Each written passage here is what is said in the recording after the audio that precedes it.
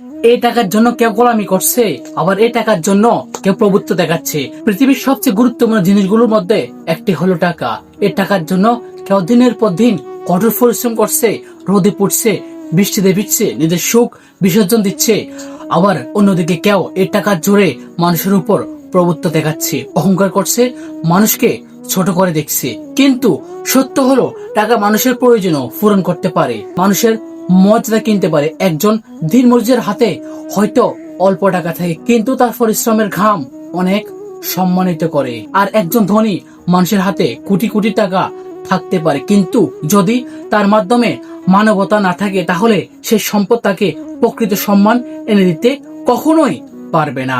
আজ যে মানুষ টাকার জন্য অন্যের অধীনে কাজ করছে, তাকে দেখে হাসবেন না, কারণ তার সংগ্রামী, তার সততার পরিচয়। আর আজ যে মানুষ টাকার জোরে অন্যকে তুচ্ছ তাচ্ছিল্য করছে, তারও মনে রাখা উচিত সময় সব সময় একরকম থাকে না।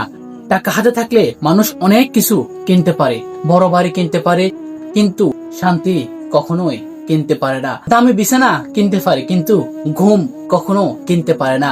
অনেক লোককে আশেপাশে রাখতে পারে, কিন্তু প্রকৃত ভালোবাসা কখনোই কিনতে পারে না। ক্ষমতা দেখাতে পারে, কিন্তু সম্মান আদায় করতে পারে না।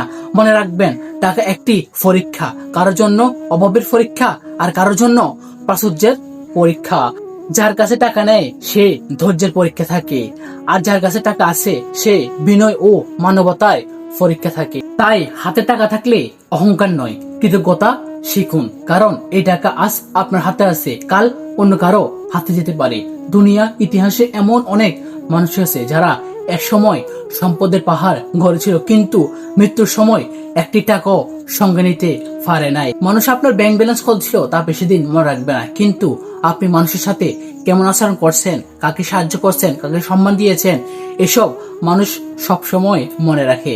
এই টাকার জন্য কেউ গোলামি করছে, আবার এই টাকার জোরে প্রভুত্ব দেখাচ্ছে, অথচ শেষ ঠিকানা সবার এক মুঠো মাটি, যেখানে ধনী গরিব, মালিক শ্রমিক সবাই পরিচয় একটাই, সবাই মানুষ। তাই টাকাকে নিজের হাতে রাখুন, কিন্তু কখনো টাকাকে নিজের হৃদয়ের মালিক বানাবেন না, কারণ মানুষের আসল মূল্য তার সম্পদে নয়, তার চরিত্রে, মানবতায় এবং কর্মে।